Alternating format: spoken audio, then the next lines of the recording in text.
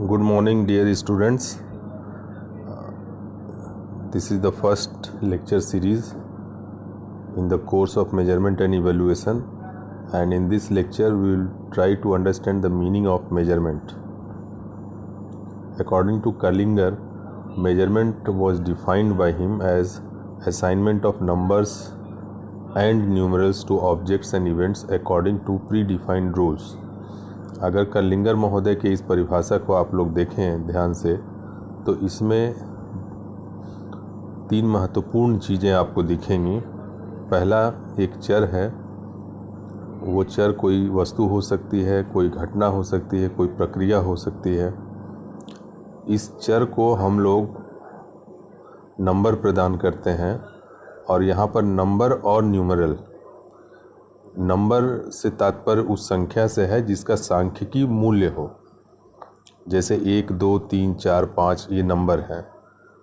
इसका सांख्यिकी मूल्य तब होता है जब हम यह मान लें कि 5 4 से अधिक है, 4 3 से अधिक है, 3 2 से अधिक है, 1 का मतलब 5 से कम है। इस तरह के तमाम विवरण जो प्रस्तुत करते हैं, तो इससे ये पता चलता है कि इन नंबरों का एक सांख्यिकी, एक मात्रात्मक मूल्य है, तो उसको नंबर कहते हैं। परंतु कभी कभी इसी नंबर को हम लोग सिर्फ एक सिंबल के रूप में प्रयोग में लाते हैं। जैसे आप लोगों ने फुटबॉल के प्लेयरों को देखा होगा, उनके टी शर्ट पे लिखा रहता है 1 2 3। यहाँ पर नंबर लिखने का मतलब कोई हायरार्की नहीं है उसमें कि 1 नंबर वाला पहले होगा, 5 नंबर वाला बाद में होगा।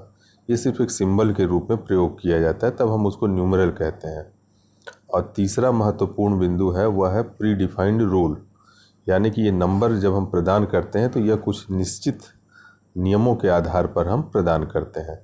तो कलिंगर के शब्दों में अगर कहें तो मापन का अर्थ होता है वस्तुओं, घटनाओं, प्रक्रियाओं या किसी भी चर को किसी पूर्व निश्चित नियम के अनुसार संख्या प्रदान करना।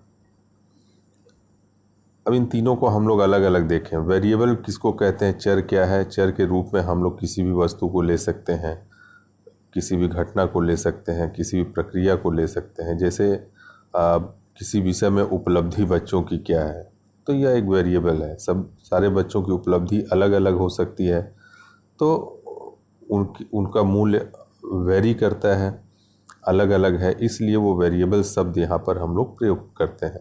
सो variable is anything that varies. Simple English में अगर कहें तो variable is anything that varies, जिसमें परिवर्तन हो, जिसके मात्रा में, जिसके डिग्री में अंतर हो, परिवर्तन हो, उसको हम लोग वेरिएबल कहते हैं। तो उपलब्धि का उदाहरण हम लोग ले रहे हैं। 40 बच्चों की अगर कक्षा है तो उसमें हर बच्चे की उपलब्धि भिन्न भिन्न हो सकती है। तो यहाँ पर अचीवमेंट या उपलब्धि एक वेरिएबल है जो अलग अलग मान ले सकता है।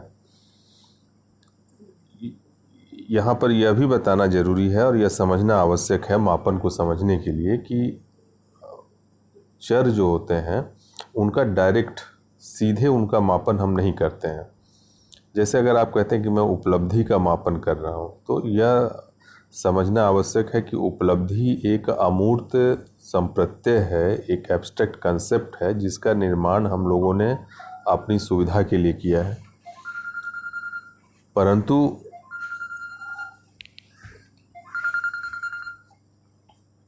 उसका तात्पर्य यह नहीं है कि वह कोई ठोस वस्तु हो, कोई ठोस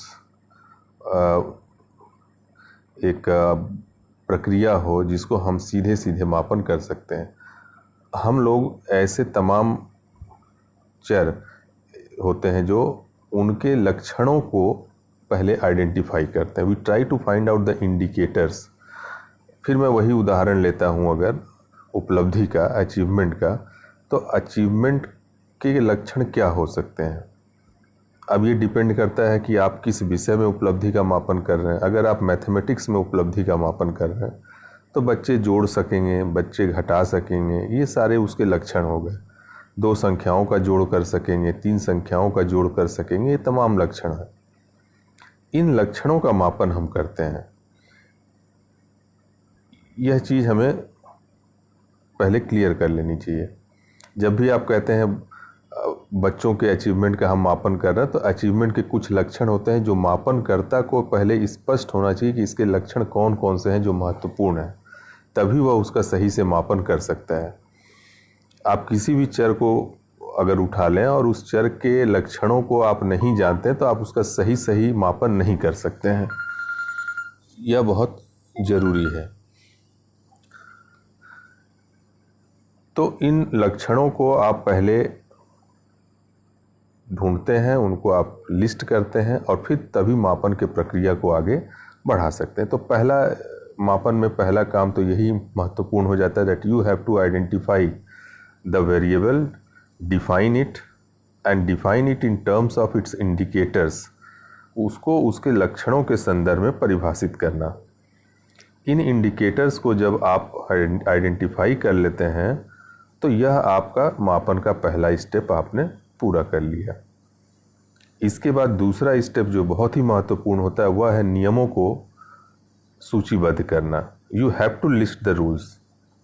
यह एक गेम के रूप में अगर मापन की प्रक्रिया को आप देखते हैं तो ये एक ऐसा गेम है जिसमें नियमों को खेलने के दौरान आप नहीं बना सकते हैं, आपको नियम पहले से बनाने होंगे। तो you have to define the rule. Rule क्या है? यहाँ पर आपको वह नियम बनाना पड़ेगा जिस नियम के तहत आप इन लक्षणों को अलग अलग संख्या प्रदान करेंगे। मापन संख्या प्रदान करने की प्रक्रिया है और संख्या हम कैसे प्रदान करेंगे, ये कोई एडहॉक या रैंडम प्रोसेस नहीं है। It is not a random assignment of number but it is assignment of number according to predefined rule.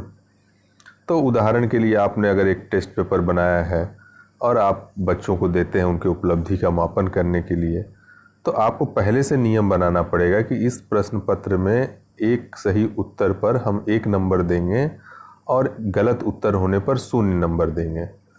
दूसरे व्यक्ति दूसरा नियम बना सकते हैं कि हर सही उत्तर पे हम 2 नंबर देंगे, हर गलत उत्तर पे हम आधा नंबर काट लेंगे। So what ever it may be, the rule may be different, but that whatever the rule is, it is to be specified in advance. Once you have started giving the number to the object or variable, you cannot change the rule. So rule must be predefined. नियम को पहले पूर्व निर्धारित हमें रखना पड़ेगा। अब तीसरे एस्पेक्ट पर आते हैं, तीसरे चरण में। तो अब यहाँ पर हम नियम हमारे पास हो गया, हमने लक्षणों को निर्धारित कर लिया है। अब हम लक्षणों में कितनी मात्रात्मक गुण है, कितनी मात्रा है उसकी, कितनी डिग्री है, उसके आधार पर हम उसको नियमानुसार अंक प्रदान करना शुरू कर देते हैं।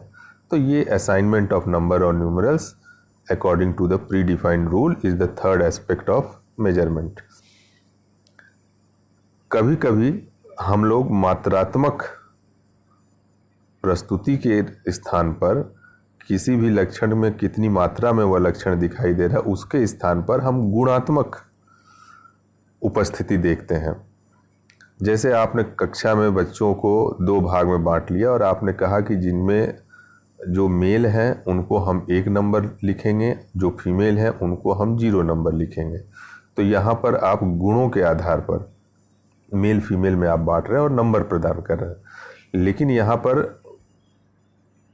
मेल को 1 नंबर देना और फीमेल को 0 नंबर देने से इस संख्या के कोई मात्रात्मक मोल नहीं है। यहाँ पर अब संख्या सिर्फ एक सिंबल के रूप में प्रयोग में आ रहा है। यह बहुत इंपॉर्टेंट है समझना। आप इसके उलट भी कर सकते हैं। You can give 0 number two male and 1 number two female. उससे कोई फर्क नहीं पड़ने वाला है, क्योंकि 0 और 1 का यहाँ पर कोई रैंकिंग नहीं है, कोई हायरार्की नहीं है। There is no hierarchy, there is no less than, more than sense of the numbers. There is no quantitative sense of the number, but only a symbolic sense of the number is there. तो यहाँ पर qualitative परिवर्तन, qualitative variation के आधार पर हम number प्रदान करते हैं। इसलिए कर्लिंगर महोदय ने अपनी परिभाषा में शुरू में ही लिखा था असाइनमेंट ऑफ नंबर और न्यूमरल। नंबर प्रदान करना या न्यूमरल प्रदान करना। न्यूमरल तब कहते हैं जब नंबर को हम सिंबल के रूप में मात्र यूज करते हैं, उसकी कोई मात्रात्मक मूल्य नहीं होती है। तो मापन प्रक्रिया में नंबर असाइन करने की प्रक्रिया को हम मैपिंग प्रक्रिया के रूप में भी देख सकते हैं। जैसे आप देखें, दो सेट आपके पास है। एक सेट में आपके पास 0 से 10 के नंबर हैं, दूसरे सेट में आपके पास n नंबर ऑफ स्टूडेंट्स हैं। उन n नंबर ऑफ स्टूडेंट्स में किसी ट्रेट का मापन आपको करना है, किसी लक्षण का मापन आपको करना है। तो उस लक्षण की कितनी मात्रा उस व्यक्ति में है, उसके आधार पर 0 से 10 के बीच में आप उसको नंबर देंगे। तो यहाँ आप क्या कर रहे हैं, सेट ए के नंबर को सेट बी के जो तत्व हैं उनके ऊपर आप आरोपित कर रहे हैं। तो इसलिए इसको हम लोग मैपिंग करते हैं। पूरे मेजरमेंट प्रक्रिया को समझने के लिए इस चित्र को आप देख सकते हैं।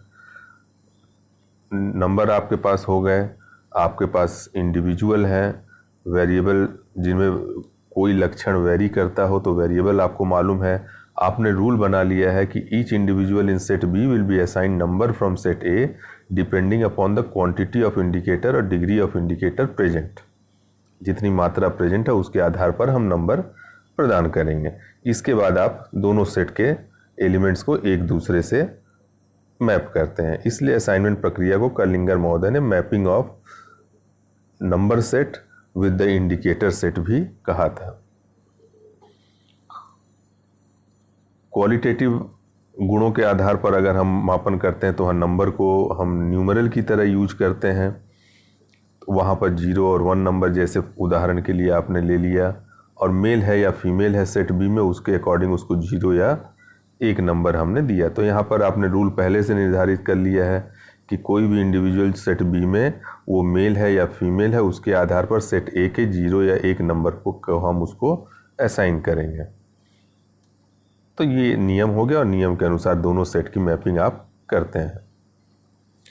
इस प्रकार से एक समरी के रूप में हम कह सकते हैं कि मापन का संप्रत्यय जो है, मापन का कंसेप्ट जो है, the concept of measurement involves the 4 different elements. Number 1, you have to define the variable, you have to specify the indicators of the variable.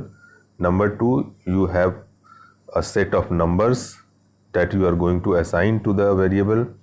Then you have a definite rule, pre-specified rule. इसी rule के आधार पर आप number प्रदान करेंगे। And the last one is assignment or mapping of the number. So based on the rule, you assign the numbers to the indicators of the variable.